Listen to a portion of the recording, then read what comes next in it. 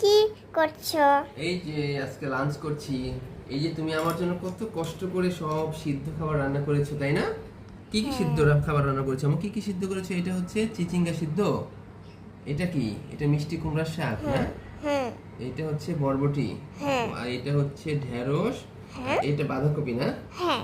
আজকে পাহাড়ি স্টাইলে খাবার খাবো, তাই না? এই যে মরিচ ভর্তাও আছে। মরিচ ভর্তা আছে? হ্যাঁ ও মাই গড, এটা মরিচ ভর্তা? হ্যাঁ।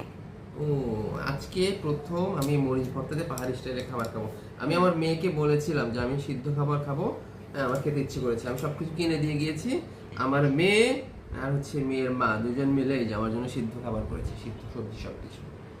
তো আজকে খাবো, দেখি কেমন লাগে। একটু হচ্ছে ভেন্ডি খেয়ে দেখি। খাও। বিসমিল্লাহ।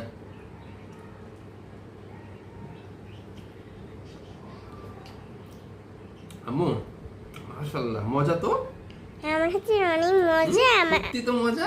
আমার হাতে রান্না অনেক মজা পাপা। হুম, অরিজিনাল মজা মা। তাই? থ্যাংক ইউ তোমাদের আমার সাথে মজার খাবার তৈরি করে দেওয়ার জন্য। ঠিক আছে, আল্লাহ হাফেজ। আল্লাহ হাফেজ।